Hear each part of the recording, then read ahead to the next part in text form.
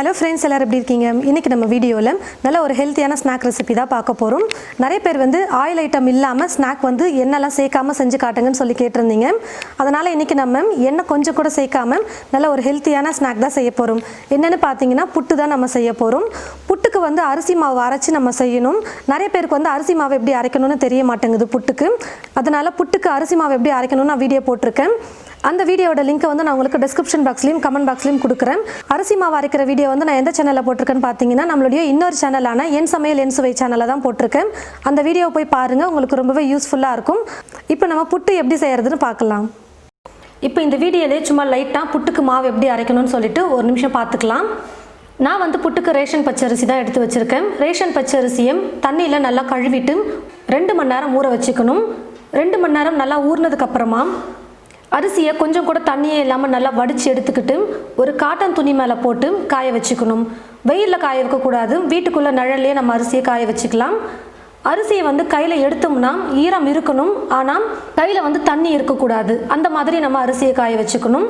அதாவது அரிசியில் ஈரப்பதம் இருக்கணும், ஆனால் கையில் தண்ணி ஒட்டக்கூடாது. அந்த அளவுக்கு அரிசி நல்லா காஞ்சதுக்கப்புறமா மிக்சியில் போட்டு நம்ம அரைச்சி எடுத்துக்கலாம். நிறைய அரிசியை நீங்கள் ஊற வச்சு செய்கிறதா இருந்தால் மிஷினில் கொடுத்து அரைச்சிக்கோங்க. கொஞ்சம் அரிசி நீங்கள் ஊற வச்சு செய்கிற மாதிரி இருந்ததுன்னா மிக்சிலேயே நம்ம அரைச்சிக்கலாம். நல்லா மிக்சியில் நைஸாக பவுடராக அரைச்சதுக்கப்புறமா சல்லடையை வச்சு ஒரு முறை சலிச்சு எடுத்துக்கிட்டிங்கன்னா நல்லா நைஸாக உங்களுக்கு புட்டுக்கு மாவு ரெடி ஆகிடும். இப்போ வாங்க புட்டு எப்படி செய்கிறதுன்னு பார்க்கலாம். 2 கப் பச்சரிசி மாவு எடுத்திருக்கேன். ஒரு காட்டன் துணி எடுத்துக்கோங்க. காட்டன் துணி வெள்ளை துணியாக பார்த்து எடுத்துக்கிட்டு அதை தண்ணியில் நனைச்சிட்டு கொஞ்சம் கூட தண்ணியே இல்லாத மாதிரி துணியை நல்லா பிழிஞ்சு எடுத்துக்கோங்க. இப்போ நான் அப்படி தான் துணி எடுத்து வச்சுருக்கேன். இப்போ இந்த துணியில் மாவு சேர்த்துக்க போகிறேன். நான் 300 கிராம் மாவு சேர்த்துக்கிறேன். நிறைய பேருக்கு இருக்கிற சந்தேகம் என்னென்னு பார்த்தீங்கன்னா காஞ்ச மாவில் புட்டு செய்யக்கூடாதா அப்படின்னு இருக்கும். செய்யலாம், ஆனால் அந்த அளவுக்கு சாஃப்ட் இருக்காது ஈர மாவில் செய்கிற மாதிரி. நல்லா புட்டு சாஃப்டாக சூப்பராக இருக்கணும்னு நினச்சிங்கன்னா ஈர மாவில் தான் நீங்கள் புட்டு செய்யணும். மாவை இந்த மாதிரி துணியில் கொட்டினதுக்கப்புறமா துணியை நல்லா மூடி விட்டுருங்க.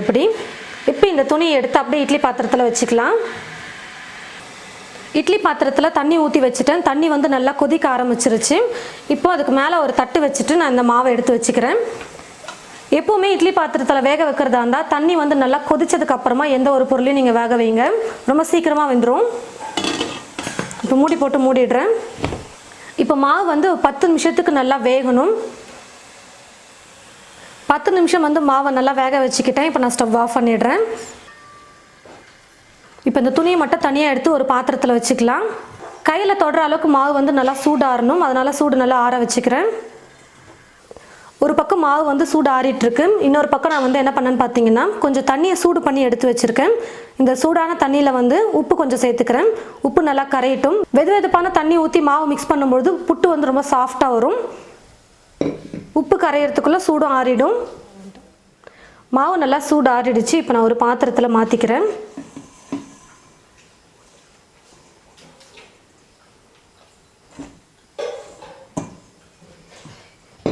முதல்ல கையை வச்சு மாவு நல்லா கொஞ்சம் கூட உருண்டையே இல்லாமல் நல்லா உடச்சி விட்டுக்கோங்க.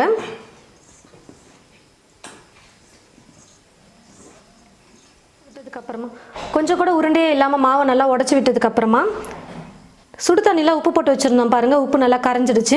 இப்போ தண்ணி பார்த்தீங்கன்னா மிதமான சூட்டில் இருக்கும்.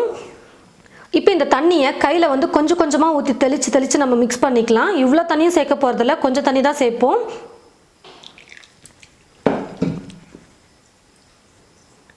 கொஞ்சம் கொஞ்சமாக தண்ணியை தெளித்து நம்ம சேர்த்துக்கலாம்.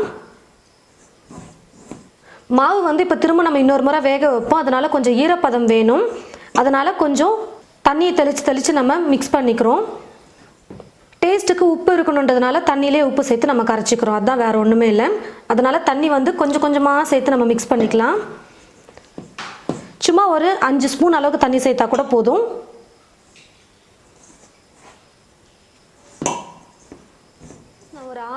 பாருங்கள் ஃப்ரெண்ட்ஸ், நான் ஒரு 6 ஸ்பூன் அளவுக்கு தண்ணி சேர்த்து மிக்ஸ் பண்ணியிருக்கேன். இப்போ பார்த்தீங்கன்னா கொஞ்சம் உருண்டையாக மாவு இருக்கும் பாருங்கள். கொஞ்சம் கூட உருண்டைகளே இல்லாத மாதிரி நல்லா கையை வச்சு நல்லா உடச்சி விட்டுக்கோங்க. அப்போ தான் சாப்பிட்றதுக்கு புட்டு நல்லாயிருக்கும்.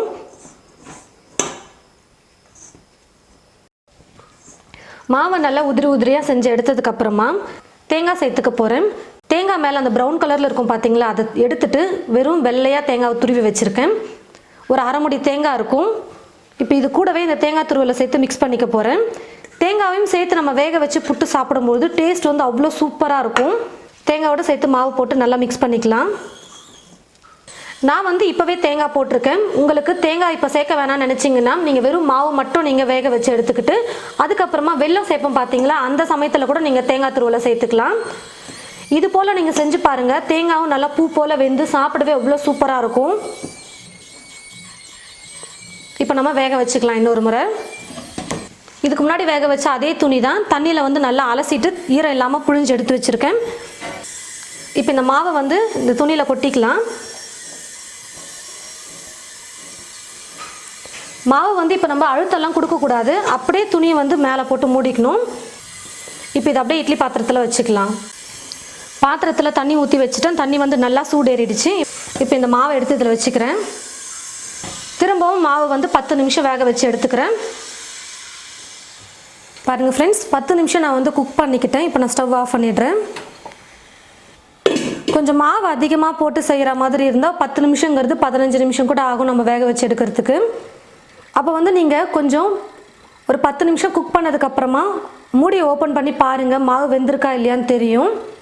பச்சையாக இருக்கா இல்லை வெந்திருக்கான்னு நல்லா ஈஸியாக கண்டுபிடிச்சிடலாம். மூடி ஓப்பன் பண்ணி பார்த்தீங்கன்னா தெரியும். இப்போ மாவு நல்லா வெந்துருச்சு. இப்போ ஒரு பாத்திரத்துக்கு மாற்றிக்கிறேன். நல்லா சூடாக இருக்கும் போதே நீங்கள் எல்லாருக்கும் சாப்பிட கொடுத்தீங்கன்னா ரொம்ப சூப்பராக இருக்கும் சாப்பிட்றதுக்கு. கொஞ்சம் கரண்டி வச்சு கொஞ்சம் இப்படி லைட்டாக உடச்சி விட்டிங்கன்னா போதும். கொஞ்சம் உருண்டையாக இருக்கிறதெல்லாம் உடஞ்சிரும். பாருங்கள். இப்போ நான் வந்து ஸ்வீட்டுக்கு வெல்லம் தான் சேர்த்துக்க போகிறேன். உங்களுக்கு வெல்லம் வேணான்னா சக்கரை இல்லை நாட்டு சக்கரை கூட சேர்த்துக்கலாம். வெல்லத்தை நம்ம கேரட் துருவுற மாதிரி துருவி எடுத்து வச்சுருக்கேன். இப்போ இந்த வெல்லத்தை சேர்த்துக்கிறேன். உங்களுக்கு ஸ்வீட் எவ்வளோ வேணுமோ அதை பார்த்து நீங்கள் சேர்த்துக்கோங்க. இந்த மாதிரி காய் துருவுறதுல துருவி சேர்த்திங்கன்னா வெல்லம் வந்து நல்லா பொடியாக கிடைக்கும். அப்போ மாவில் எல்லா இடத்துலையும் ஸ்வீட் வந்து ஸ்ப்ரெட் ஆகியிருக்கும். சாப்பிட்றதுக்கு நல்லா சூப்பராக இருக்கும். கூடவே இது கூட ஏலக்காய் கொஞ்சம் சேர்த்துக்கிறேன். ஒரு சிட்டிகை அளவுக்கு ஏலக்காய் சேர்த்துக்கிறேன். இன்னும் ஒரு சிலர் வந்து நெய் கூட சேர்த்து சாப்பிடுவாங்க. எங்கள் வீட்டில் நெய் சேர்த்து சாப்பிட்ற பழக்கம் இல்லை, அதனால் நான் சேர்க்கலை. உங்களுக்கு வேணும்னா ஒரு ஸ்பூன் நெய் சேர்த்துக்கோங்க.